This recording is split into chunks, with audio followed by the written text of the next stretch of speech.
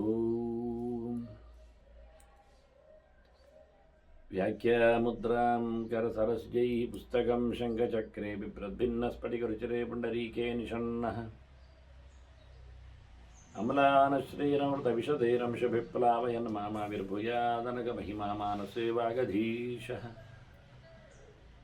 ನಮಸ್ತೆ ಪ್ರಾಣೇಶ ಪ್ರಣತ ವಿಭವಾಯ ನಿಮಗ ನಮಸ್ವಾಮಿನ್ ರಾಮಪ್ರಿಯತಮ ನಮನ್ ಗುರುಗುಣ ನಮಸ್ತುಭ್ಯಂ ಭೀಮ ಪ್ರಬಲತಮ ಕೃಷ್ಣೇಷ್ಟ ಭಗವನ್ ನಮ ಶ್ರೀಮನ್ಮಧ್ವಪ್ರದಿಶ ಸುದರ್ಶನ್ನೋ ಜಯ ಜಯ ಶ್ರೀ ಗುರುಭ್ಯೋ ನಮಃ ನಾರಾಯಣಂ ಸುರಗುರುಂ ಜಗದೇಕನಾಥಂ ಭಕ್ತಪ್ರಿಯಂ ಸಕಲಲೋಕನಮಸ್ಕೃತಂ ಚ ತ್ರೈಗುಣ್ಯವರ್ಜಿತಮಜಂ ವಿಭುಮಾದ್ಯಮೀಶಂ ವಂದೇ ಭವಗ್ರಂ ಅಮರಾಸುರಸಿದ್ಧವಂದ್ಯಂ ನಾರಾಯಣಂ ನಮಸ್ಕೃತ್ಯ ನರಂ ಚೈವ ನರೋತ್ತಮಂ ದೇವೀಂ ಸರಸ್ವತೀಂ ವ್ಯಾಸಂ ತತೋ ಜಯಮುದೀರಯೇ. ವೇದವ್ಯಾಸುರ ಮಹಾಭಾರತದ ಚಿಂತಕರಿಗೆ ವಂದನೆಗಳು. ಅನುಶಾಸನ ಪರ್ವದ 13ನೆಯ ಪ್ರವಚನ.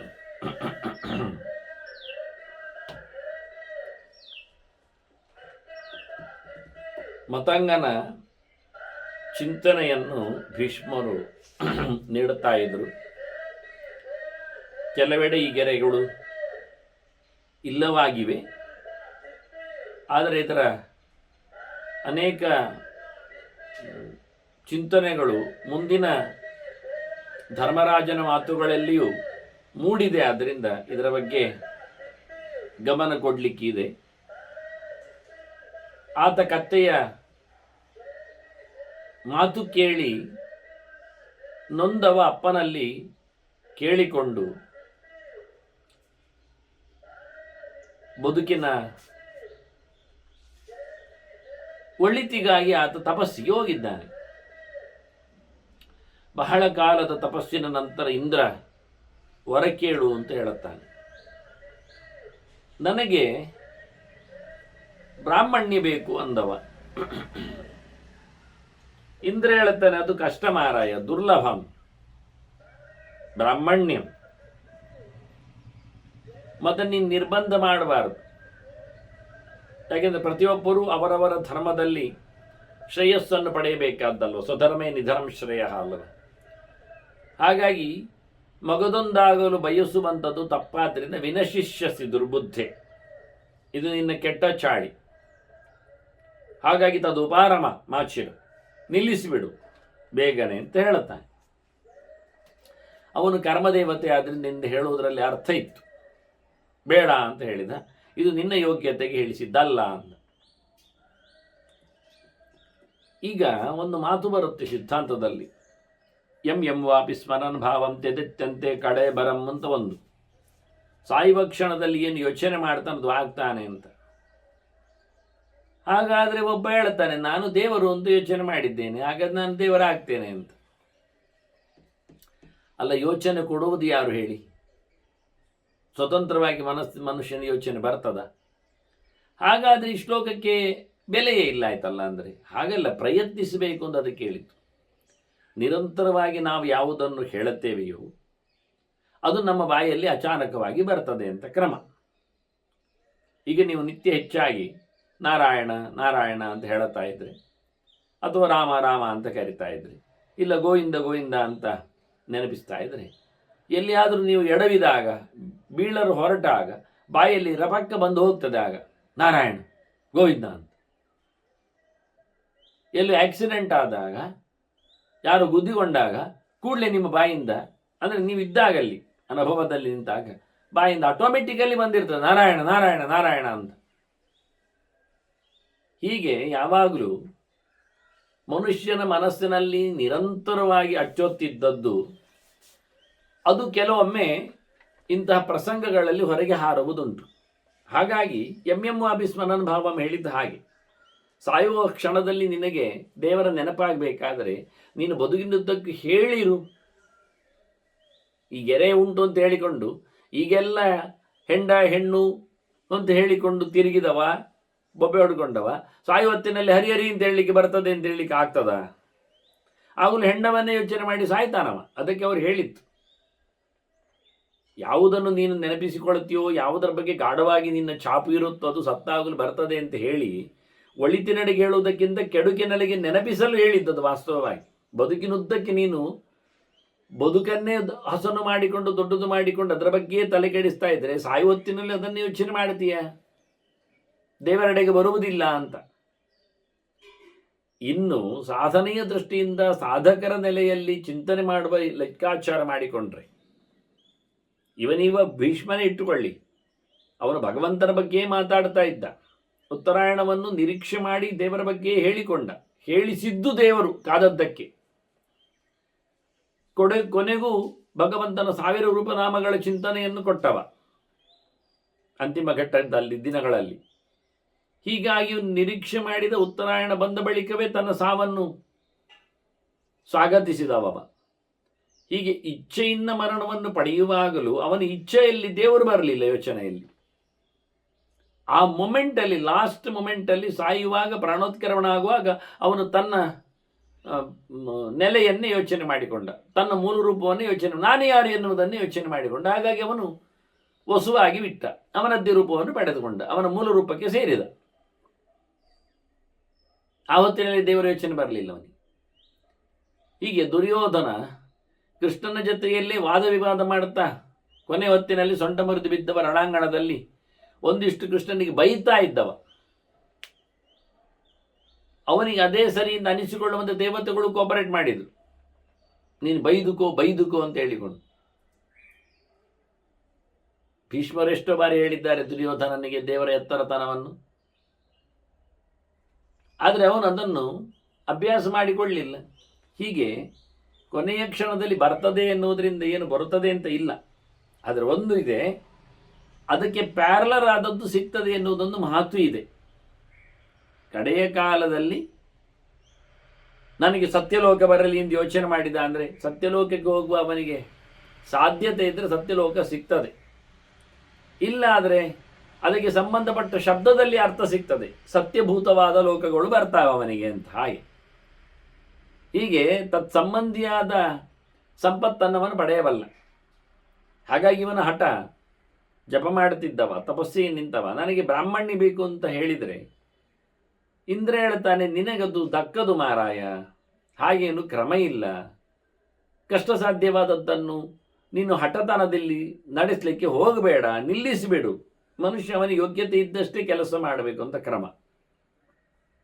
ಇಂಥದ್ದೆಲ್ಲ ಬಹಳಷ್ಟು ನಾವು ಹೆಚ್ಚು ಮಾಡಿಕೊಂಡವರ ಹೆಚ್ಚು ಕಡಿಮೆ ಆದದ್ದು ಗೊತ್ತು. ಗಾಂಧಾರಿ ಹೆಚ್ಚು ಆದದ್ದರಿಂದ ದೇವರು ಅವಳ ಧರ್ಮವನ್ನು ಕಮ್ಮಿ ಮಾಡಲಿಕ್ಕೋಸ್ಕರ ಶಾಪವನ್ನು ತಾನೇ ಸ್ವೀಕಾರ ಮಾಡಿಕೊಂಡ. ಇಂಥದ್ದೇ ಮಾಂಡವಿಯರ ಶಾಪಕ್ಕೆ ಒಳಗಾದ ಯಮನ ಕಥೆಯು ಇದೇ ರೀತಿಯಾಗಿ ಇಂಥದ್ದೆಲ್ಲ ಆಗತ್ತೆ ಹೆಚ್ಚು ಕಡಿಮೆ. ಗಂಡನಿಗಿಂತ ಮಿಗಿಲಾದ ಸಂಪತ್ತು ಇತ್ತಂತೆ ಗಾಂಧಾರಿಯಲ್ಲಿ, ಪುಣ್ಯಂತು. ಅದನ್ನು ಕಡಿಮೆ ಮಾಡಲಿಕ್ಕೋಸ್ಕರ ಕೃಷ್ಣನೇ ತಾನು ತನ್ನ ವಂಶನಾಶದ ಶಾಪವನ್ನು ಆಕೆಯಿಂದ ಪಡೆದುಕೊಂಡು ಅದಕ್ಕೆ ಸರಿ ಮಾಡಿಕೊಂಡ ಅಂತ ಕತೆ. ಅದನ್ನ ಇಂದ್ರ ಹೇಳ್ತಾನೆ, ಬೇಡ, ಚಂಡಾಲಯೋನೋ ಜಾತೇನ ನತತ್ ಪ್ರಾಪ್ಯಂಗತಂಚನ, ನೀನು ಹೇಸಿಗೆಯಾಗಿ ಹುಟ್ಟಿದವ, ಹಾಗಾಗಿ ನಿನಗದು ದಕ್ಕಲಿಕ್ಕೆ ಆಗುವುದಿಲ್ಲ ಅಂತ ಹೇಳಿದ.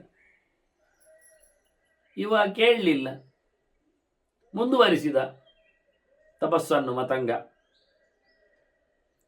ಎಂಥದ್ದು ಅತಿಷ್ಠದ ಏಕವಾದೇನ ಸಹಸ್ರ ಪರಿವತ್ಸರ ಅನ್ನೋದು 1000 ವರುಷ ಒಂದು ಕಾಲಲ್ಲಿ ನಿಂತು ಜಪ ಮಾಡಲಿಕ್ಕೆ ಶುರು ಮಾಡಿದ. ಮತ್ತು ಇಂದ್ರ ಬಂದ 1000 ವರ್ಷ ಕಳೆದಾಗ.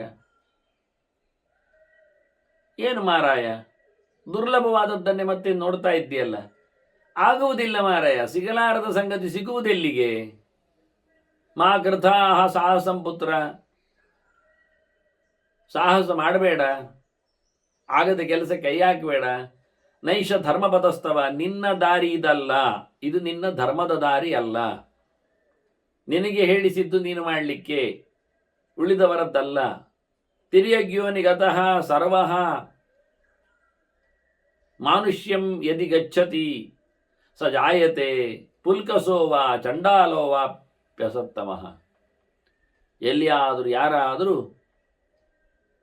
ಪ್ರಾಣಿ ಪಕ್ಷಿ ಕ್ರಿಮಿಕೀಟಗಳ ಜಾತಿಯಲ್ಲಿ ಬಂದವ ಬಹಳ ಸಮಯದ ನಂತರ ಆತ ಹುಟ್ಟಿ ಬರುವುದಾಗಿದ್ದರೆ, ಮನುಷ್ಯನಾಗಿ ಬರುವುದಾಗಿದ್ದರೆ ಆಗ ಅವನು ಹೀಗೆ ಬರ್ತಾನೆ.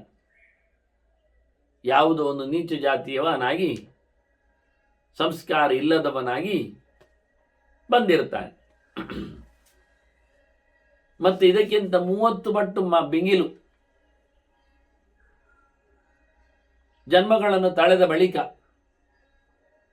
ಆತ ತಥೋ ದಶಶತೆ ಕಾಲೇ ಲಭತೆ ಶೂದ್ರತಾಮಪಿ.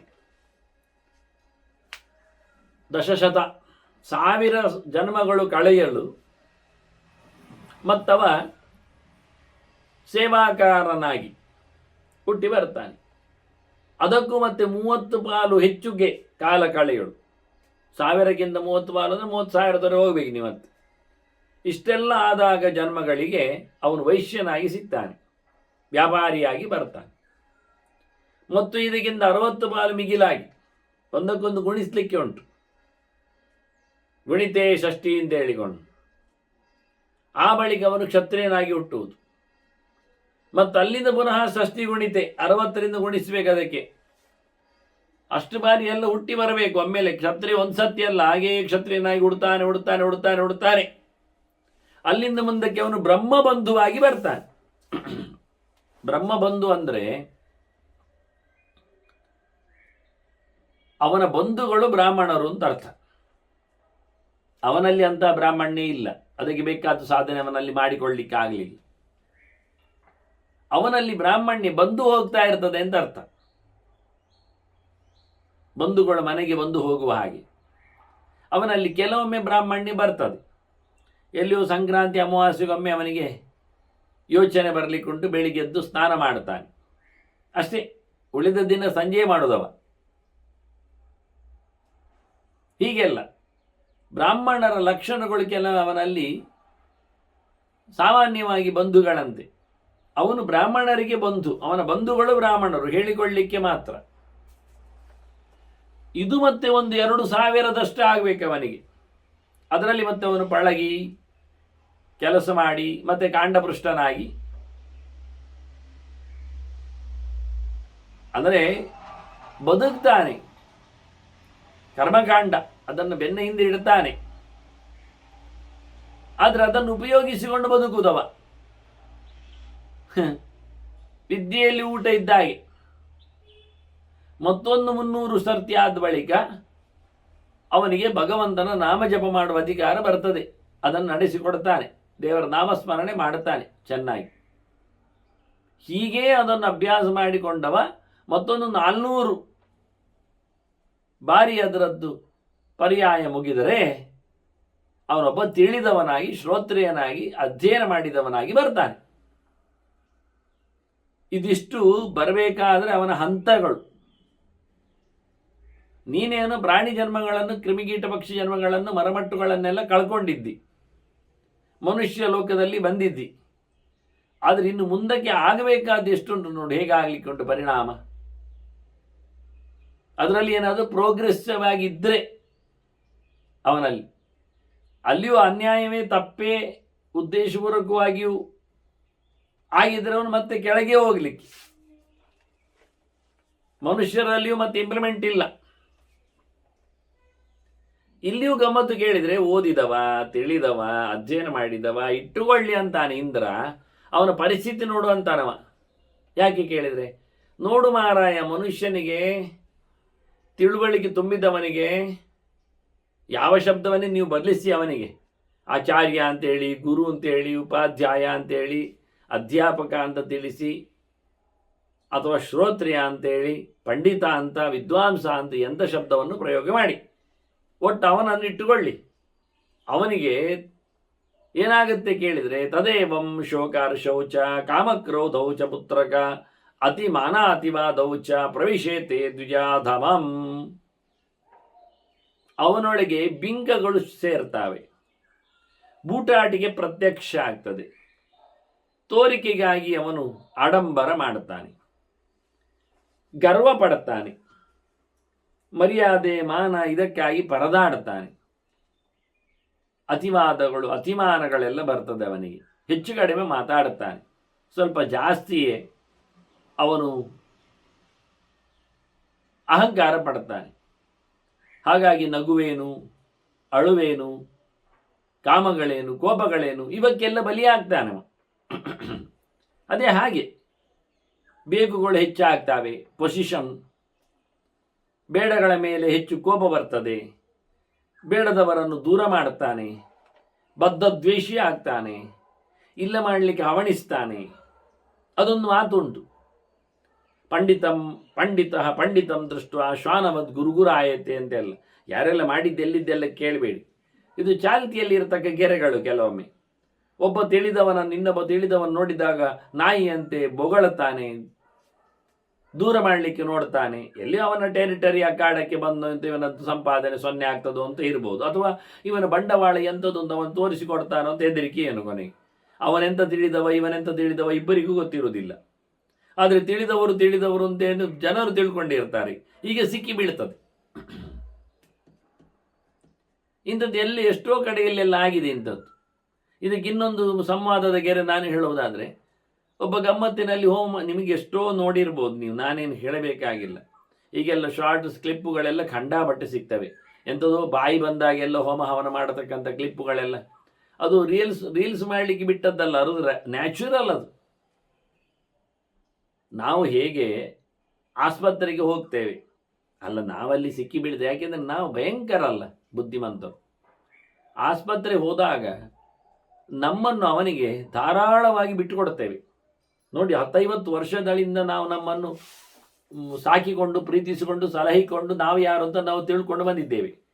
1-2 ನಿಮಿಷದಲ್ಲಿ ನಾವು ನಮ್ಮ ವೈದ್ಯರಿಗೆ ನಮ್ಮನ್ನು ಅರ್ಪಿಸಿಕೊಳ್ಳುತ್ತೇವೆ ಹೋಗಿ. ಅವನಿಗೆ ನಮ್ಮದು ತನ ಏನು ಗೊತ್ತಿಲ್ಲ, ಅವ ತಪಾಸಣೆಯಲ್ಲಿ ತಿಳ್ಕೊಳ್ತಾನೆ ಅಂತ ನಮ್ಮ ತಲೆ. ಏನಾದರೂ ಅವನು ಡಿಗ್ರಿ ಪಡೆದಿದ್ದಾನೆ ಅಂತ ನಮಗೊಂದು ಧೈರ್ಯ. ಆದರೆ ಅವನು ಡಿಗ್ರಿ ಪಡೆಯಲಿಕ್ಕೆ ಉಪಯೋಗಿಸಿಕೊಂಡು ವರ್ಷ 5-6 ಹತ್ತಿರಬಹುದು.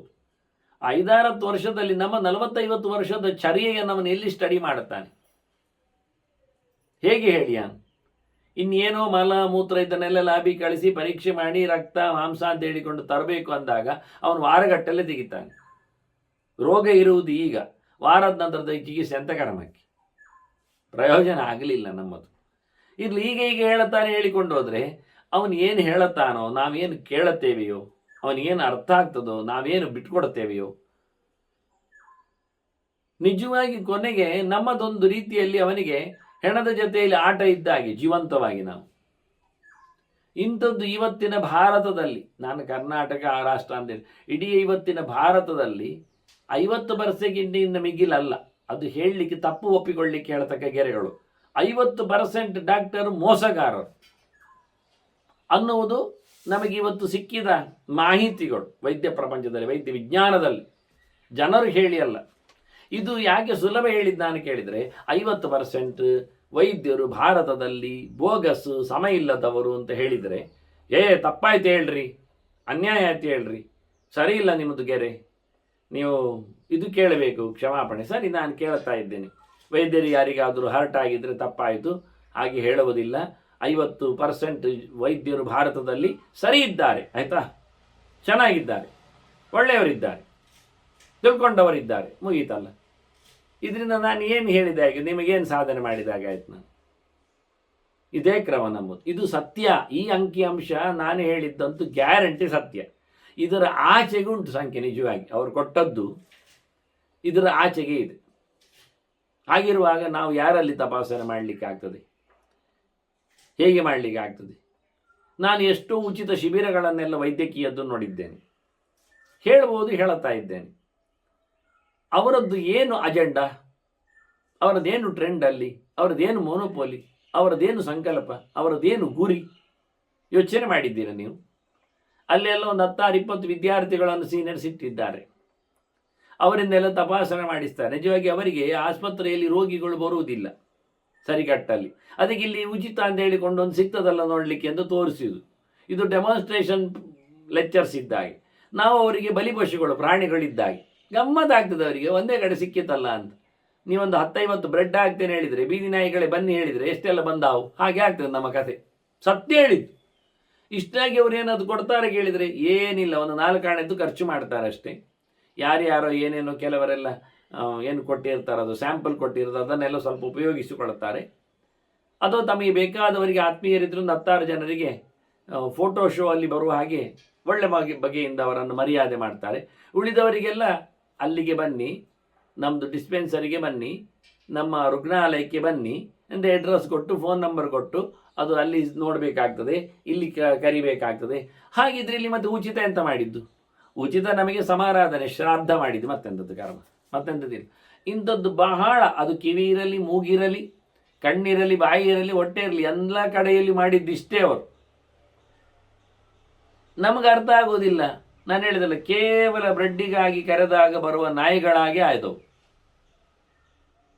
ಮತ್ತೇನಾಗಲಿಲ್ಲ.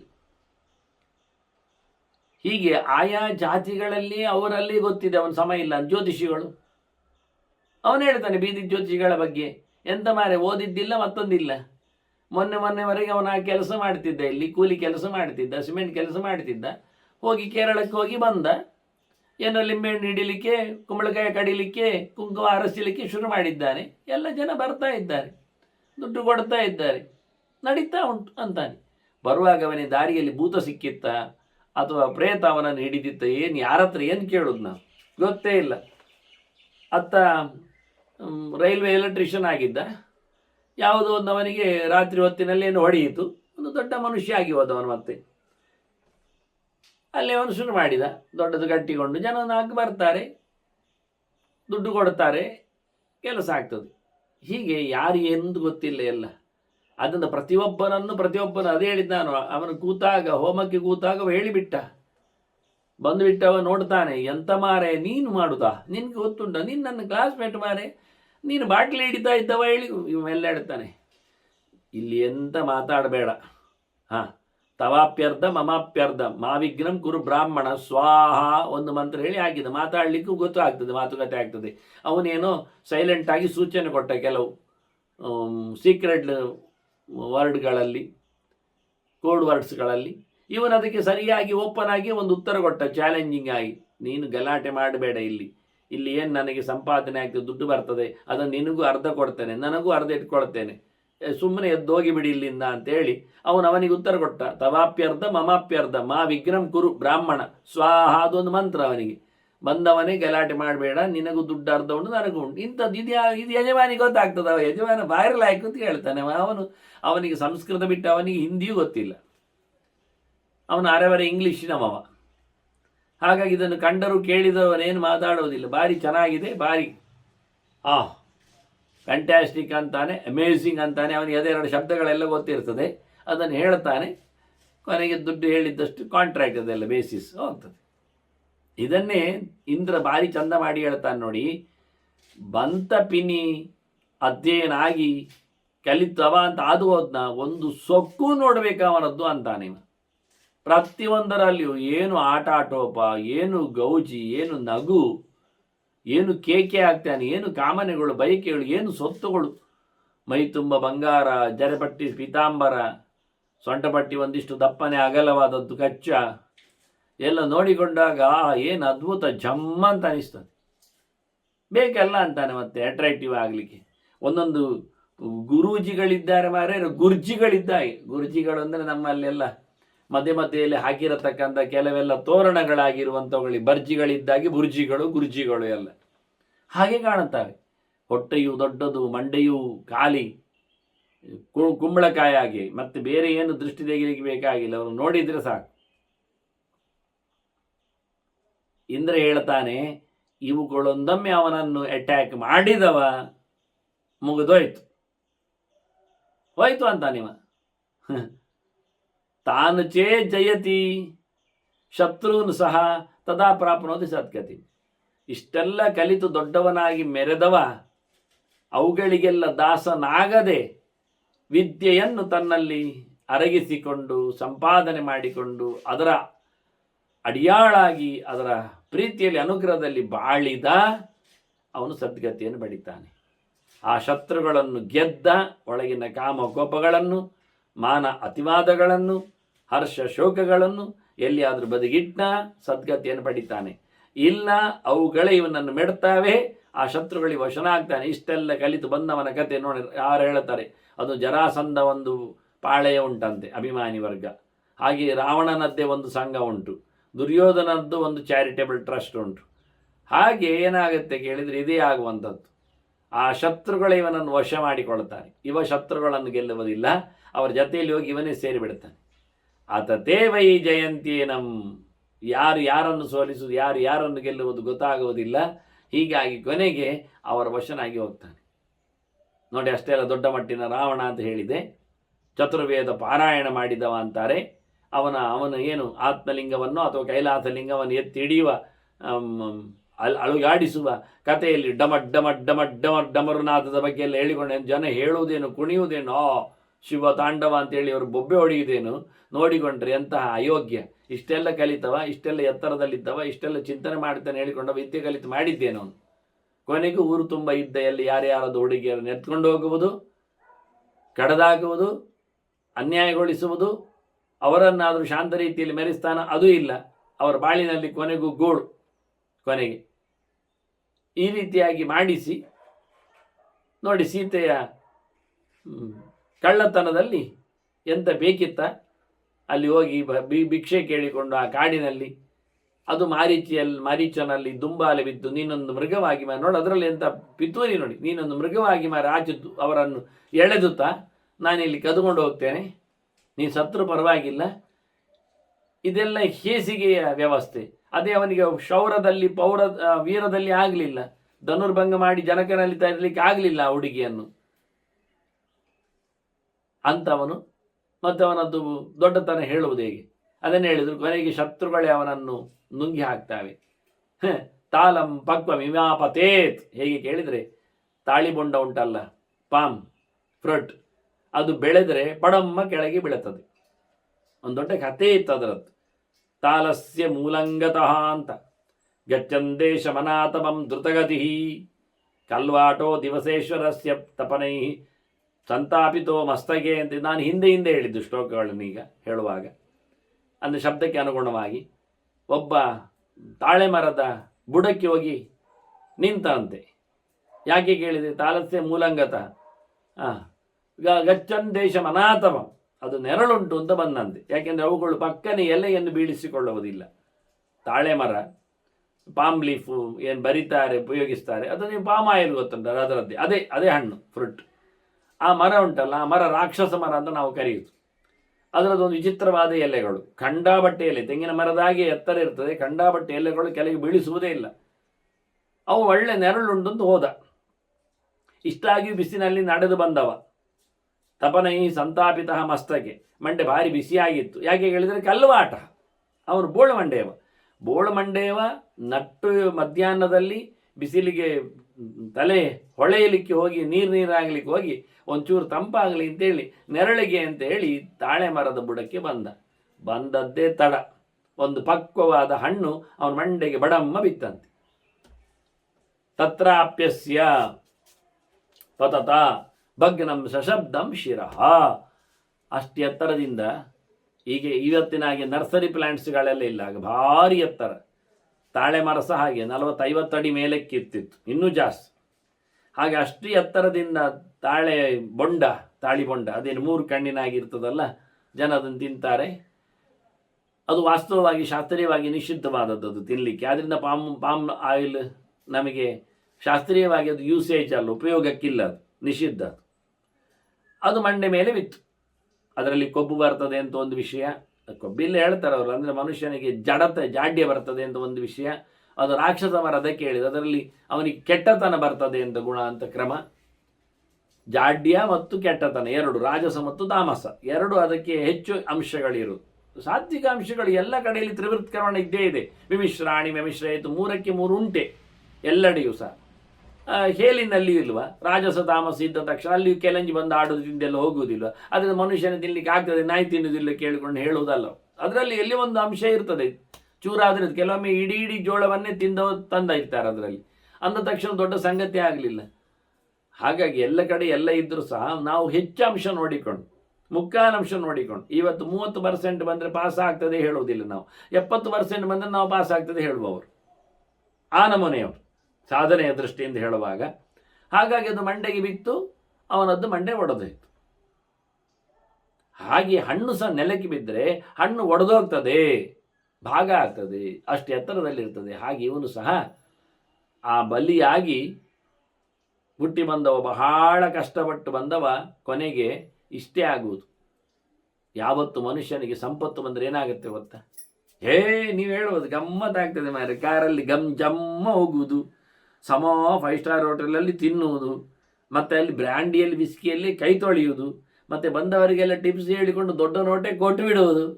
ಏನು ಮಜಾ ಏನು ಅಂತ ಹೇಳಿಕೊಂಡು. ಹೌದು, ಮಗ ಹೊರಗೆ ಬಂದಾಗ ಎಲ್ಲಿದ್ದಾನೆ ನೋಡಿ, ಕಾರಲ್ಲಿ ಕೂತ್ರೆ ಇನ್ನೊಂದು ಕಾರಿ ಡಿಕ್ಕಿ ಹೊಡಿತಾನೆ, ಇಲ್ಲ ಲೈಟ್ ಕಂಬಕ್ಕೆ ಹೊಡಿತಾನೆ, ನೆಲದಲ್ಲಿದ್ದರೆ ತೋಡಲ್ಲಿ ಬೀಳುತ್ತಾನೆ. ದುಡ್ಡಿದ್ರೆ ಆಗುವುದು ಹೀಗೆ. ಯಾವತ್ತಾಗಿ ಸಂಪತ್ತು ಇದ್ದರೆ ಅದರ ಬೆನ್ನ ಹಿಂದೆ 13 ಆಪತ್ತು ಇರ್ತದೆ ಎಂದು. ಒಂದು ಸಂಪತ್ತು 3 ಆಪತ್ತು, 13 ಆಪತ್ತು ಇರ್ತದೆ. ದುಡ್ಡು ಬೇಕಾದಾಗ ಅವನು ಹಿಡಿಸ್ತಾನೆ, ಕಳ್ಳತನ ಮಾಡ್ತಾನೆ, ತಲೆ ಹೊಡಿತಾನೆ, ಮೋಸ ಮಾಡ್ತಾನೆ, ಎತ್ತಂಗಡಿ ಮಾಡ್ತಾನೆ, ಎಲ್ಲೆಂದರಲ್ಲಿ ಓಡ್ತಾನೆ, ದುಷ್ಟರೆಲ್ಲ ಸೇರ್ತಾರೆ, ಕುಡಿಲಿಕ್ಕೆಲ್ಲ ಬರ್ತಾರೆ, ದುಷ್ಟರುಗಳು ಕೂತ್ಕೊಳ್ತಾವೆ, ಇಂಥದ್ದೆಲ್ಲ ಉಂಟದಲ್ಲಿ. ಸ್ಥೇಯಂ ಹಿಂಸ ಅನೃತಂ ದಮ್ಮಃ ಕಾಮಃ ಕ್ರೋಧಃ ಸ್ಮಯಃ ಮದಃ ಭೇದಂ ವೈರಃ ಅವಿಶ್ವಾಸ ಸಂಸ್ಪರ್ಧ ವ್ಯಸನಾನಿ ಚ ಏತೇ 13 ಅನರ್ಥಾಃ. ಜಿದ್ದು ಜಿದ್ದು ಜಿದ್ದು ಅರ್ಥ ಮೂಲ. ಹಾಗೆ ವಿದ್ಯೆ ಬಂದಾಗ ಅದರ ಬೆನ್ನ ಹಿಂದೆ ಕೊಂಬು ಬರ್ತದೆ, ಕಹಳೆ ಬರ್ತದೆ, ಗಂಟೆ ಬರ್ತದೆ, ಜಾಕಟೆ ಬರ್ತದೆ, ಬೇರಿ ಬರ್ತದೆ, ಅಂದರೆ ಬರ್ತದೆ, ಎಲ್ಲ ಬರ್ತದೆ. ಎಲ್ಲ ಸನ್ಮಾನ ಹಾಕ್ಲಿಕ್ಕೆ ಶುರುವಾಗ್ತದೆ, ಮೇಲಕ್ಕೆ ಎತ್ತಲಿಕ್ಕೆ ಶುರು ಮಾಡ್ತಾರೆ. 4 ಜನ ವೈರಿಗಳು ಬರ್ತಾರೆ, ಕಾಲು ಕಡಿಲಿಕ್ಕೂ ನೋಡ್ತಾರೆ, ಜುಟ್ಟು ಎಳಿಲಿಕ್ಕೂ ಹಿಡಿತಾರೆ, ಹಿಡಿಸಿ ಹಾಕ್ಲಿಕ್ಕೆ ಶುರು ಮಾಡ್ತಾರೆ. ಅದರಿಂದ ಜನಕ್ಕೆ ಸಿಕ್ಕಿದ ಅಂದ ತಕ್ಷಣ ಎಲ್ಲೆಂದರಲ್ಲಿ ಎಳಿತಾರೆ. ಎಷ್ಟು ಕಷ್ಟದಲ್ಲಿ ಬಂದಿರತಕ್ಕ ಜನ್ಮ, ಅಧ್ಯಯನ, ಬ್ರಾಹ್ಮಣ್ಯ ಆದ ಕಥೆ ಏನು ಅಂತ ಇಂದ್ರ ಹೇಳುತ್ತಾನೆ, ನೋಡು ಆಯ್ತಾ. ಹಾಗಾಗಿ ಗಲಾಟೆ ಮಾಡಬೇಡ, ಬೇರೆ ಏನಾದರೂ ಕೇಳು, ಅದು ಬಿಟ್ಟು ನಾನು ಹೊರ ಕೊಡ್ತೇನೆ. ಇವ ಬೇರೆ ಕೇಳಲಿಲ್ಲ. ಮತ್ತೆ 1000 ವರ್ಷ ನಿಂತ. ಸಹಸ್ರಮೇಕಪಾದೇನ ತಥೋ ಧ್ಯಾನೇ ವ್ಯತಿಷ್ಠತ. ಒಂದು ಕಾಲಿನಲ್ಲಿ ನಿಂತ 1000 ವರ್ಷ. ಅಂದ್ರೆ ನಮ್ಮ ತಲೆಯಲ್ಲಿ ಅವನು ಕಾಲು ಬದಲಾಯಿಸುವುದಿಲ್ಲ ಅಂತ. ನಾವು ಧ್ರುವನ ಕತೆ ಕೇಳಲಿಲ್ವಾ? ನಾನು ಧ್ರುವ ಬರದೆ ಹೇಳಿದ್ದೇನೆ, ಸುಮಾರು ಹೇಳಿದ್ದೇನೆ, 100-200ಕ್ಕಿಂತ ಮಿಗಿಲು ಹೇಳಿದ್ದೇನೆ. ಅದು ಆಡಿಯೋ, ವಿಡಿಯೋ ಅಲ್ಲ. ಅದು ಮುಗಿಲಿಲ್ಲ. ಧ್ರುವ ಇನ್ನು ಕಾಡಿನಲ್ಲಿದ್ದಾನೆ, ಆದರೆ ದೇವರನ್ನು ಕಂಡಿದ್ದಾನೆ, ಅಲ್ಲಿವರೆಗೆ ಮಾಡಿಟ್ಟಿದ್ದೇನೆ. ಅವನು ದೇವರ ಬಗ್ಗೆ ಮಾತಾಡಿದ ಮಾತುಗಳು ಸುಮಾರು ಕಡೆಯಲ್ಲಿ ನನಗೆ ಸಿಕ್ಕಿವೆ. ಹಾಗಾಗಿ ಅದರ ಬಗ್ಗೆ ಚಿಂತನೆ ಮಾಡ್ತಾ ಕೂತಿದ್ದೆ. ಅಷ್ಟೊತ್ತಿಗೆ ಬೇರೆ ಕೆಲಸ ಆಯಿತು, ಇರಲಿ, ಅದಲ್ಲಿ ನಿಂತಿತ್ತು. ಧ್ರುವ ದೇವರನ್ನು ನೋಡ್ತಾ ಇದ್ದಾನೆ, ಮಾತಾಡ್ತಾ ಇದ್ದಾನೆ, ಮಾತಾಡಿ. ಆದರೆ ಧ್ರುವ ಒಂದು ಕಾಲಲ್ಲಿ ನಿಂತು ತಪಸ್ಸು ಮಾಡಿದ್ದನ್ನು ನಾನು ಗಮನಿಸಿ ಹೇಳಿದ್ದೇನೆ. ಆಗ ಒಂದು ಮಾತು ಕೊಟ್ಟಿದ್ದೇನೆ ಅಲ್ಲಿ, ಯಾವಾಗ ಅವನು ಕಾಲು ಬದಲಿಸ್ತಾನೋ ಆಗ ನೆಲ ನಡುಗ್ತಾ ಇತ್ತು ಅಂತ ಹೇಳಿ. ಅಷ್ಟು ಫೋರ್ಸ್ ಇತ್ತು ಅದರಲ್ಲಿ ಅಂತ. ಹಾಗಾದ್ರೆ ಏನಾಯ್ತು? ಕಾಲು ಬದಲಿಸ್ತಾನೆ ಅಂತ ಆಯ್ತಾ? ಒಂದು ಕಾಲಲ್ಲಿ ನಿನ್ನುವುದೆನ್ನುವುದು ಸತ್ಯ. ಎಷ್ಟೋ ಸಮಯ ಹಾಗೆ ಇರ್ತಾನೆ, ಮತ್ತೆ ಎಚ್ಚರ ಆದರೆ ಮೀಲಿಕ್ಕೆ ಹೋಗ್ತಾನೆ. ಧ್ಯಾನದಲ್ಲಿ ನಿಂತು ಧ್ಯಾನ ಮಾಡುವ ಕ್ರಮ, ಮೀಲಿಕ್ಕೆ ಹೋಗ್ತಾನೆ, ಮತ್ತೆ ಬರ್ತಾನೆ. ಆದರೆ ಧ್ರುವನ ವಿಷಯದಲ್ಲಿ ಅವನು ಹಣ್ಣು ತಿಂತಿರಲಿಲ್ಲ, ಕೊನೆಗೆ ಎಲೆಯೂ ತಿಂತಿರಲಿಲ್ಲ, ನೀರು ಕುಡಿತಿರಲಿಲ್ಲ, ಕೊನೆಗೆ ಗಾಳಿಯನ್ನು ಎಳಿತಿರಲಿಲ್ಲ ಎನ್ನುವುದು ಸತ್ಯ. ಹಾಗಾಗಿ ಅವನ ಒಂಟಿ ಕಾಲಿನ ನಿಲ್ಲುವಿಕೆ ಅದು ವಿಚಿತ್ರವಾಗಿತ್ತು. ಇವ 1000 ವರ್ಷ ನಿಂತಿದ್ದಾನೆ ನೋಡಿ, ಧ್ಯಾನದಲ್ಲಿ ಅಂತಾರೆ. ಜಾಜಲಿ ಅಂತೆ ಎಲ್ಲ ಎಚ್ಚರಾದರೂ ನಲುಗಾಡದಂತೆ ಇರುವ ಕ್ರಮಗಳು, ಇಂಥದ್ದೆಲ್ಲ ಕಾಣ್ತದೆ ನಮಗೆ ಲೋಕದಲ್ಲಿ ತಪಸ್ಸು ಮಾಡಿದ್ದು, ಚರಿತೆಯಲ್ಲಿ, ಪುರಾಣಗಳಲ್ಲಿ. ಆದರೆ ಒಂದು ಕೈ ಮೇಲೆ ಮಾಡಿ ನಿಂತದ್ದುಂಟಲ್ಲ, ಅದು ಕಾಣಲಿಲ್ಲ. ಎಂಥ ಕರ್ಮಕ್ಕೆ? ಒಂದು ಕೈ ಮೇಲೆ ಮಾಡಿ ಇಡೀ ಜೀವನ ಪೂರ್ತಿ ಒಂದು ಕೈ ಮೇಲೆ ಮಾಡಿ ಒಬ್ಬ ಇದ್ದಾನಂತೆ. ಅವಿದ್ದಾನ ಸತ್ತಾನ ಗೊತ್ತಿಲ್ಲ, ಈಗಿದ್ದಾನೆ. ಅದು ಬಲ ಕೈ. ದೇವರು ಒಳ್ಳೆ ಕೈ ಕೊಟ್ಟಿದ್ದಾನೆ. ಇವ ಎಡ ಕೈಯಲ್ಲಿ ತಿನ್ನುವುದು, ಎಡ ಕೈಯಲ್ಲಿ ತೊಳೆಯುವುದು ಎಲ್ಲ ಮಾಡ್ತಾನೆ ಕಾಣ್ತದೆ. ಬಲ ಕೈಯನ್ನು ಮೇಲೆ ಹಾಗೆ ಇಡುದು, ಕೆಳಗೆ ಬರಲಿಕ್ಕಿಲ್ಲ. ಅದಕ್ಕೆ ಕೋಲು ಕಟ್ಟಿ ಹಗ್ಗ ಕಟ್ಟಿ ಎಲ್ಲ ಹಾಗೆ ಯಾವತ್ತು 24 ಗಂಟೆ ಮಲಗುವಾಗಲೇ ಅಲ್ಲ. ಅದು ಎಲ್ಲದ್ದು ಸೆಲ್ಸ್ ಎಲ್ಲ ಡೆಡ್ ಆಗಿದೆ ಅದರದ್ದು ಕೈತು. ಎಷ್ಟೋ ವರ್ಷ ಆಯ್ತು, 10-20 ವರ್ಷ ಆಯ್ತು ಅವನಿಗೆ. ಅದು ಯಾರು ಹೇಳಿಕೊಟ್ರು ತಲೆ ಸರಿ ಇಲ್ಲ. ಈಗ ಮೀಸೆ ಬಿಡುವವರು, ಗಡ್ಡ ಬಿಡುವವರು ಎಲ್ಲ ಸರಿ, ಉಗುರು ಬಿಡುವವರು, ಬಟ್ಟೆ ಇಲ್ಲದವರು, ಎಂಥದ್ದೆಲ್ಲ ಬೇಕಾದಷ್ಟು ಬಗೆಯಲ್ಲಿ ಯೋಗಿಗಳಿದ್ದಾರೆ, ಹಠಯೋಗಿಗಳು. ಇದು ಯಾವ ನಮನೆ ಹಠ? ಒಂದು ಕಾಲಲ್ಲಿ ನಿಲ್ಲುವುದು ಬೇಕಾದ್ರೆ ಮಾಡಲಿ ಅಲ್ಲ, ತಪಸ್ಸು ಮಾಡಲಿಕ್ಕೆ ಹೋಗುವಾಗ ಒಂದು ಕಾಲಲ್ಲಿ ಹಾರಿಕೊಂಡು ಹೋಗುವುದಲ್ಲ, ಸ್ನಾನ ಮಾಡುವಾಗ ಎಲ್ಲ ಅಲ್ಲ, ಧ್ಯಾನ ಮಾಡುವಾಗ, ಜಪ ಮಾಡುವಾಗ. ಊರ್ಧ್ವಬಾಹು ಉಂಟು, ಎರಡು ಕೈ ಮೇಲೆ ಮಾಡಿ ಜಪ ಮಾಡುವುದುಂಟು. ಇವ ಒಂದು ಕೈಯನ್ನು ಯಾವತ್ತು ಜಪ ಮಾಡುವಾಗ ಅಂತಲ್ಲ, ಯಾವಾಗಲೂ ಒಂದು ಕೈ ಮೇಲೆ, ಬಲ ಕೈ, ಅದು ಪ್ರಯೋಜನ ಇಲ್ಲ. ಇವ 1000 ವರ್ಷ ಮಾಡಿದ ಹಾಗೆ ನಿಂತು ಜಪ. ಮತ್ತೆ ಇಂದ್ರ ಬಂದ, ಮತ್ತೆ ಹೇಳ್ತಾನೆ ಇಂದ್ರ, ದುರ್ಲಭಂ ಬ್ರಾಹ್ಮಣ್ಯಂ ಜನಮ, ಶುರು ಮಾಡಿದವ. ಮತ್ತೆ ಪುನಃ ಆಗುವುದಿಲ್ಲ ಮಾರೆಯ, ಬ್ರಾಹ್ಮಣ್ಯಂ ದುರ್ಲಭಂ ತಾತ ಶುರು ಮಾಡ್ತಾನೆ. ಸಿಗುವುದಿಲ್ಲ ಮಾರೆಯ, ಸಿಗಲಾರದೆಡೆಗೆ ಮತ್ತೆ ನೀನೆಂತ ಮಾಡುದು? ಹಿಂದಿನದ್ದೇ ಮಾತುಗಳು ಎಲ್ಲ ಇಂದ್ರನಂತ. ಇವ ಕೇಳಲಿಕ್ಕೆ ಹೋಗ್ಲಿಲ್ಲ, ಬೇರೆ ಕೇಳು ಮಾರ ಏನಾದರೂ. ಇವು ಮತ್ತೆ ಪುನಃ ನಿಂತದ್ದೇ, ಅದ್ಯತಿಷ್ಠತ್ ಗಯಾಂ ಗತ್ವ. ಇಲ್ಲಿದ್ರೆ ಇಂದ್ರ ಬರ್ತಾನೆ ಹೇಳಿ ಗಯೆಗೆ ಹೋದ್ನಂತೆ, ಗದಾಧರ ಪ್ರೀತನಾಗಲಿ ಅಂತ ಹೇಳಿ. ಬಹಳ ದೊಡ್ಡದಾದ ಕ್ಷೇತ್ರ, ದೇವತೆಗಳಿಗೂ ಪಿತೃಗಳಿಗೂ ಇಬ್ಬರಿಗೂ ಅನುಕೂಲವಾದಂತಹ ಕ್ಷೇತ್ರ. ಇತಿಹಾಸದ ಗಯ ಸ್ವಯಂಭೂ ವಂಶದಲ್ಲಿ ಮುಂದೆ ಮೆರೆದಿರತಕ್ಕಂಥ ವ್ಯಕ್ತಿ ಅಲ್ಲ, ಪರಿವರ್ತನ ನಂತರದಲ್ಲಿ ಬಂದ ವ್ಯಕ್ತಿ ಅಲ್ಲ ಗಯ. ಅವನು ಬೇರೆ, ಇವನು ಬೇರೆ. ಇವನು ಅಸುರ. ಗಯಾ ಕ್ಷೇತ್ರದಲ್ಲಿ ಹೆಸರು ಕೊಡಲಿಕ್ಕೆ ಕಾರಣನಾದವ ಅಸುರ, ರಾಜ ಅಲ್ಲ ಅವ. ಅಂತ ಗಯೆಗೆ ಬಂದ. ಅಲ್ಲಿ ಅಂಗುಷ್ಟದಲ್ಲಿ ನಿಂತು, ಸೋಂಗುಷ್ಟೇನ ಶತಂ ಸಮ, 100 ವರ್ಷ ಹೆಬ್ಬೆರಳಿನಲ್ಲಿ ನಿಂತು ಮಾಡಿದ ಜಪ. ಹೆಬ್ಬೆರಳ ತುದಿಯಲ್ಲಿ ಮಾತ್ರ, ಇಡೀ ಕಾಲು ಅಲ್ಲ. ಈಗ ಮತ್ತೆಯೂ ಬಂದದ್ದು ಇಂದ್ರನೇ. ಏನು ಮಾರ, ಏನು ಬೇಕು? ಬೇರೆ ಕೇಳು. ಬ್ರಾಹ್ಮಣನ ಕಥೆ ಅಂತ ಗೊತ್ತುಂಟ? ಅವನು ಗೌರವ ಕೊಡ್ತಾನೆ, ಗೌರವ ಪಡಿತಾನೆ. ಪೂಜೆಯನ್ ಸುಖಮಾಪ್ನೋತಿ ದುಃಖಮಾಪ್ನೋತಿ ಅಪೂಜೆಯನ್. ಎಲ್ಲರಿಗೂ ಗೌರವ ಕೊಡುವವನು ಯಾರು ಕೇಳಿದರೆ ಬ್ರಾಹ್ಮಣ. ಎಲ್ಲರಿಂದಲೂ ಗೌರವ ಅರ್ಹನ್ ಯಾರು ಕೇಳಿದರೆ ಅವನು ಬ್ರಾಹ್ಮಣ. ನೋಡಿ ಗಮ್ಮತ್ತು. ಕೈ ಮುಗಿಯುವವನ, ತಲೆಬಾಗುವವನು ಮೊದಲು ಯಾರು ಕೇಳಿದರೆ ಅವನು ಬ್ರಾಹ್ಮಣನೇ. ಅದು ಬ್ರಾಹ್ಮಣ್ಯ. ತಲೆ ಬಗ್ಗಿರೋದು, ವಿದ್ಯಾ ದದಾತಿ ವಿನಯಂ ಅಂತ ಯಾವತ್ತು ಎಲ್ಲದಕ್ಕೂ ಬಗ್ಗಿಕೊಂಡೇ ಇರ್ತಾನವ. ಅವನಿಗೆ ದೌರ್ಬಲ್ಯ ಅಂತಲ್ಲ, ಅವನಿಗೆ ಹೆದರಿಕೆ ಅಂತಲ್ಲ. ಮತ್ತೆ ಅದೇ ಒಂದು ವಿದ್ಯೆಯ ಗತ್ತು. ಅದು ಏನು ಮಾಡುವ ಅವನಿಗೆ ಗತ್ತಿಲ್ಲದಿರುವುದೇ ವಿದ್ಯೆಯ ಗತ್ತು. ಅದೇ ಗಮ್ಮತ್ತು, ಅದೇ ಅವನ ಗತಿ. ಅಷ್ಟು ಅದ್ಭುತ ಅವನದ್ದು. ಅಂದರೆ ಸಹಜವಾದ ಒಂದು ರೀತಿಯಿಂದ ಜಗತ್ತಿನಲ್ಲಿ ಭಗವಂತನ ಎಚ್ಚರದ ಒಂದು ಪ್ರೀತಿ ವಿಶ್ವಾಸ. ಬ್ರಾಹ್ಮಣೇ ಸರ್ವಭೂತಾನಾಂ ಯೋಗಕ್ಷೇಮ ಸಮಾಹಿತ. ನೋಡಿ, ಸಕಲ ಜೀವಜಾತಗಳ ಮೇಲೆ ಬ್ರಾಹ್ಮಣನಿಗೆ ಅಭಿಮಾನ. ಎಂಥದಕ್ಕೆ ಕೇಳಿದರೆ ಅವನು ಬ್ರಾಹ್ಮಣನಾದದ್ದಕ್ಕೆ. ಹಾಗಲ್ಲರಿ, ಹೌದ್ರಿ, ಬ್ರಾಹ್ಮಣ ಅಂದ್ರೇನು? ಬ್ರಹ್ಮ ಅಣತಿ ಗಚ್ಚತಿ ಅಂತ, ಭಗವಂತನನ್ನು ಪರಿಚಯಿಸಿಕೊಂಡಿದ್ದಾನೆ ಅಂತ, ದೇವರೆಡೆಗೆ ಸಾಕ್ತಾನೆ ಅಂತ. ಅವನಿಗೆ ಇಡೀ ಜಗತ್ತು ನೋಡಿದಾಗ ಎಂಥ ಜೀವಜಾತಗಳನ್ನು ನೋಡಿದ್ರು ಅವನಿಗೆ ಅದರಲ್ಲಿ ದೇವರು ಕಾಣುವುದು, ದೇವರ ಎಚ್ಚರ ಆಗುವುದು. ಹಾಗಾಗಿ ಅವನು ಯಾರಿಗೇನು ಅಪಚಾರ ಮಾಡಲಿಕ್ಕೆ ಹೋಗ್ತಾನೆ? ಯಾರಿಗೇನು ತೊಂದರೆ ಕೊಟ್ಟಾನು? ಹಾಗಾಗಿ ಅವನಿಗೆ ಅವನ ಲೆಕ್ಕಾಚಾರದಲ್ಲಿ ಲೋಕಕ್ಕೇನುಂಟು ಕೇಳಿದರೆ, ಇಡೀ ಲೋಕವು ಅವನ ವಿಷಯದಲ್ಲಿ ಯೋಗಕ್ಷೇಮವನ್ನು ಪಡೆದಿರ್ತದೆ ಅಂತ ಅರ್ಥ. ಎಲ್ಲರೂ ಗಮ್ಮತ್ತಿರಲಿಕ್ಕೆ ಕಾರಣ ಅವನಿಗೆ ಮಾತ್ರ. ಆದ್ದರಿಂದ ಒಬ್ಬ ದಿಟ್ಟನಾದವ, ಭಗವದೆಚ್ಚರ ಉಳ್ಳವ, ನಿರ್ಭಯನಾಗಿ ಕಾಡಿನಲ್ಲಿ ನಡ್ಕೊಂಡು ಹೋಗ್ತಾನೆ. ಗೊತ್ತಿಲ್ಲದ ಜಾಗದಲ್ಲಿ ಕಾಲಿಡ್ತಾನವ. ಯಾಕೆ ಹೇಳಿದರೆ, ಏನು ಬಂದರೂ ದೇವರದ್ದೇ ಸೊತ್ತುಗಳು, ದೇವರ ಮೂರ್ತಿಗಳೇ. ಅಲ್ಲಿ ದೇವರನ್ನು ಕಾಣಲಿಕ್ಕೆ ಬರುತ್ತೆ. ಹಾಗೆ ನಿರೀಕ್ಷೆಯಲ್ಲಿ ಹೋಗುವುದಲ್ಲ, ಬಂದರೆ ಹಾಗೆ ಅವನದ್ದು ಈ ಕ್ಷಣ ಇರ್ತದೆ. ಏನು ಅದ್ಭುತ! ಇನ್ನೆಷ್ಟು ಸೋಜಿಗ ಕೇಳಿದರೆ, ಒಂದೊಮ್ಮೆ ಅತಿ ಕ್ರೂರವಾದ, ಅತಿ ಹಸಿವಿನಿಂದ ಬಳಲಿದ ಹೆಬ್ಬುಲಿಯ ಎದುರು ಬರಲಿ, ಅವನಿಗೇನಾಗುವುದಿಲ್ಲ. ಹೆಬ್ಬುಲಿಗೆ ಏನಾಗುತ್ತೋ ಅಂತ ಸಂಕಟದಲ್ಲಿ ಯೋಚನೆ ಮಾಡಬೇಡಿ ನೀವು. ಅದು ಹುಲಿ ಜಾತಿಯಲ್ಲಿ ಕ್ರೂರ, ಹಸಿವಿನಿಂದ ಬಳಲಿದೆ, ಹಾರಿ ತಿನ್ನಲಿಕ್ಕೆ ಉಂಟು ಅಂತ ನೀವು ಯೋಚನೆ ಮಾಡಿಕೊಂಡರೂ, ಅದು ಯೋಚನೆ ಮಾಡಿದರೂ, ಇವನೇನದರ ಬಗ್ಗೆ ಯೋಚನೆ ಮಾಡದಿದ್ದರೂ, ಅದನ್ನು ತಪ್ಪಿಸಲು ಹೊಸುಗೆ ಎದುರೊಂದು ಬರ್ತದೆ, ಭಲ್ಲೂಕ ಕರಡಿ ಎದುರು ನಿಲ್ತದೆ. ಯಾರ ಪರವಾಗಿ? ಇವನ ಪರವಾಗಿ. ಅದು ಹೇಗೆ ಗೊತ್ತೇ ಇಲ್ಲ. ನೋಡಿದ ವಿಷಯ. ಹೀಗಾಗಿ ಹೆಬ್ಬುಲಿ ತಲೆ ಬಗ್ಗಿಸಿಕೊಂಡು ಹಿಂದಕ್ಕೆ ಬಾಲ ಮುದುರಿಸಿ ಹೋಗಿ ಬಿಡ್ತದೆ.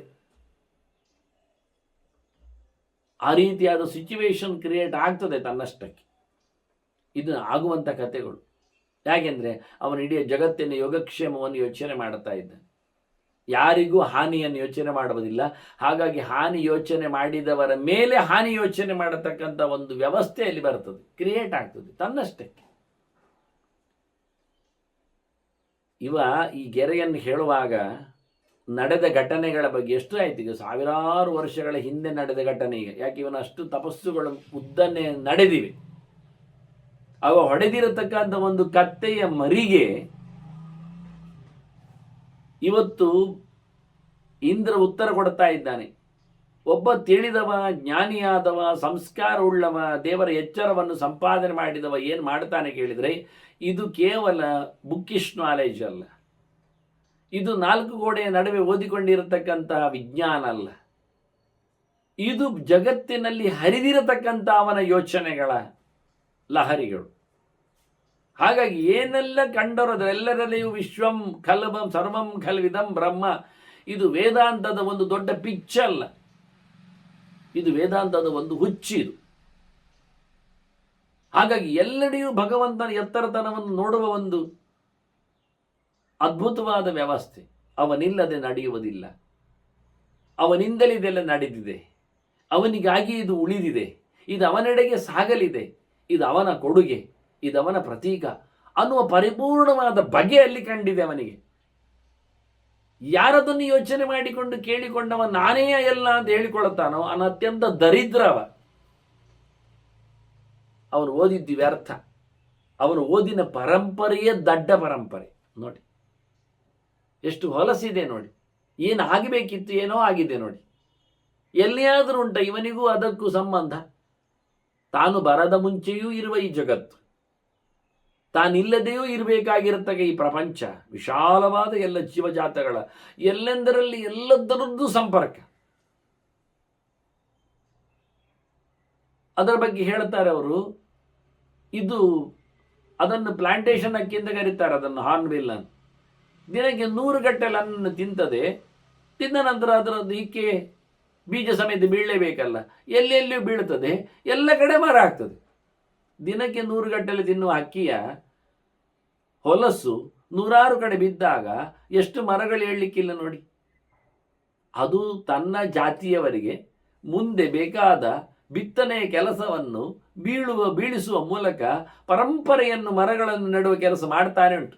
ನಿಜವಾಗಿ ಎಲ್ಲಿಯಾದರೂ ಏನಾದರೂ ಪ್ರಶಸ್ತಿ ಕೊಡುವುದಿದ್ದರೆ ಸಾಲು ಮರ, ಅದಕ್ಕೆ ಕೊಡುವುದು ಒಳ್ಳೆಯದು. ಇದನ್ನು ಯೋಚನೆ ಮಾಡಬೇಕು ನಾವು, ಜಗತ್ತು ಹೇಗೆ ನಡೀತಾ ಇದೆ ಅಂತ. ಈಗ ದೇವರ ವಿಭ್ರಮ, ಅದಕ್ಕೆ ಆಚಾರ್ಯ ಮಧ್ವರು ಹೇಳಿದ್ದು ಬಹುಚಿತ್ರ ಜಗತ್ ಬಹುಧಾಕರಣ ಪರಶಕ್ತಿರ ಅನಂತ ಗುಣ ಪರಮಃ ಅಂತ. ಚಿತ್ರ ವಿಚಿತ್ರವಾದ ಜಗತ್ತನ್ನು ಕಂಡಾಗ ಭಗವಂತನ ಅನಂತಾನಂದ ಗುಣ ಅದು ನಮಗೆ ಅರ್ಥಕ್ಕೆ ಸಿಗ್ತದೆ ಅಂತ.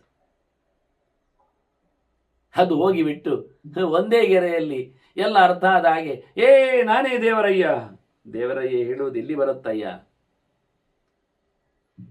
ಬಹಳ ಅದ್ದೂರಿಯಾದ ಮಾತನ್ನು ಉಲ್ಲೇಖ ಮಾಡಿದ ಇಂದ್ರ. ಸರ್ವ ಜನಾನುರಾಗಿಯಾಗಿ, ಸರ್ವ ಪ್ರಾಣಿಗಳಿಗೆ ಅಭಯ ಪ್ರದನಾಗಿ ಬೆಳೆಯುವವನು ನಿಜವಾಗಿ ಬ್ರಾಹ್ಮಣನಿದ್ದಾನೆ. ಹಾಗಾಗಿ ಬ್ರಾಹ್ಮಣರಿಂದಾಗಿ ಇಡೀ ಜಗತ್ತು ನೆಲೆಗೊಂಡಿದೆ. ಅಷ್ಟು ಮಾತ್ರ ಅಲ್ಲದೆ ಬ್ರಾಹ್ಮಣೇಭ್ಯ ಅನುತೃಪ್ಯಂತೆ ಪಿತರಃ ದೇವತಾಸ್ತತ. ಆಚಿನ ಸಂಗತಿಗಳ ಯೋಚನೆ ಮಾಡಿದ್ರು ಪಿತೃದೇವತೆಗಳಿಗೂ, ಇನ್ನಿತರ ದೇವತೆಗಳಿಗೂ, ವಿಬುಧೋತ್ತಮರಿಗೂ ಸಹ ಇವನಿಂದಲೇ ವಿಶೇಷವಾದಂತಹ ಸಮಾರಾಧನೆ, ಇಷ್ಟ, ಪ್ರೀತಿ. ಜ್ಞಾನವನ್ನು ಬೆಳೆಸಿದವ ಉಳಿಸುವವ ಅನ್ನುವ ನೆಲೆಯಲ್ಲಿ. ಹಾಗಾಗಿ ನೀನು ಒಬ್ಬ ಬ್ರಾಹ್ಮಣ ಏನು ಯೋಚನೆ ಮಾಡ್ತಾನ, ಏನು ನಡೆಸಿಕೊಡ್ತಾನ, ಅದು ನಡೀತದೆ. ಅವನ ಯೋಚನೆ ಅವನೇ ನಡೆಸಿಕೊಡ್ತಾನೆ. ಬ್ರಾಹ್ಮಣ ಕುರುತೆ ತದ್ದಿ ಯಥಾ ಯದ್ಯಚ್ಛ ವಾಂಛತ್. ಹಾಗಾಗಿ ಅವನು ಪರ ಅಂತ ಅನಿಸಿದ್ದಾನೆ, ಉತ್ತಮ ಅನಿಸಿದ್ದಾನೆ. ಏನು ಸಂಕಲ್ಪ ಮಾಡ್ತಾನೆ ಅದನ್ನು ಮಾಡ್ತಾನೆ ಅವನು. ಆ ಸಾಮರ್ಥ್ಯ, ಸತ್ಯ ಸಂಕಲ್ಪ ಭಗವಂತನ ದೃಷ್ಟಿಯಲ್ಲಿ ಇದೆ ಅವನಲ್ಲಿ. ಈ ಲೋಕ ಮಾತ್ರ ಇಷ್ಟು ಕಷ್ಟದಲ್ಲಿ ಪಡೆದು ಉಪಯೋಗಿಸಿಕೊಳ್ಳುವುದಿಲ್ಲಲ್ಲ, ಅದು ದುರಂತ ಅಂತಾನೆ, ಬಹಳ ಕಷ್ಟ ಅಂತಾನೆ. ಸುದುರ್ಲಭಂ ಸದಾ ವಾಪ್ಯ ನಾನು ತಿಷ್ಟಂತಿ ಮಾನವ. ಕಷ್ಟಪಟ್ಟು ಪಡೆದಿರತಕ್ಕಂಥ ಈ ಒಂದು ಸಂಸ್ಕಾರಯುತವಾದ ದೇಹವನ್ನು ಹೊತ್ತುಕೊಂಡು ತಿರುಗುವ ಮನುಷ್ಯ ಅದನ್ನು ಉಪಯೋಗಿಸಿಕೊಳ್ಳುತ್ತಾ ಎಲ್ಲ ಹಾಳು ಮಾಡುತ್ತಾನೆ, ತಪ್ಪು ಮಾಡುತ್ತಾನೆ. ಈ ಪಾಪೇಭ್ಯ ಪಾಪದಮಃ ದೇಶಾಂ ಅಧಮಯವ ಸಹ. ಅತ್ಯಂತ ಹೇಸಿಗೆಯವನಾಗ್ತಾನೆ. ಬ್ರಾಹ್ಮಣ್ಯಂ ಯುವ ಜಾನೀತೆ ಧನಂ ಲಬ್ಧ್ವೇವ ದುರ್ಲಭ. ದುಡ್ಡು ಸಿಕ್ಕಿದಾಗ ಅದನ್ನು ಅಪಮಾರ್ಗದಲ್ಲಿ, ತಪ್ಪು ದಾರಿಯಲ್ಲಿ ಖರ್ಚು ಮಾಡಿಕೊಂಡು, ಮಶಾ ಮಾಡಿಕೊಂಡು ಹಾಳಾಗಿ ತೆಗಿತಾನಲ್ಲ, ಸಂಪತ್ತನ್ನು, ಲಕ್ಷ್ಮಿಯನ್ನು ಅಸ್ಥಾನದಲ್ಲಿ ಎಸಿತಾನಲ್ಲ, ಹಾಗೆ ಇವ ಸಿಕ್ಕಿದ ಈ ದೊಡ್ಡ ಸಂಪತ್ತನ್ನು, ಸಂಸ್ಕಾರಿತವಾದ ಈ ದೇಹವನ್ನು ಉಪಯೋಗಿಸಿಕೊಳ್ಳದೆ ಸಿಕ್ಕಿಬಿಕ್ಕಿದ್ದನ್ನೆಲ್ಲ ತಿಂದುಕೊಂಡು, ಸಿಕ್ಕಿಬಿಕ್ಕಾಗಿ ಇದ್ದುಕೊಂಡು, ದೇವರೆಚ್ಚರ ಇಲ್ಲದೆ ಹಾಳು ಮಾಡಿಕೊಳ್ಳುತ್ತಾನಲ್ಲ, ಸಾಧನೆ ಮಾಡಿಕೊಳ್ಳದೆ ಅವನ ಅತಿ ಪಾಪಿಯಿಂದ ಅನಿಸ್ತಾನೆ. ಯಾಕೆಂದರೆ ಇಷ್ಟೆಲ್ಲ ಕಷ್ಟಪಟ್ಟು ಬಂದಿರತಕ್ಕದ್ದು ದೇಹ ಹಾಳಾಗಿ ಹೋಗುತ್ತೆ ಅವನಿಗೆ.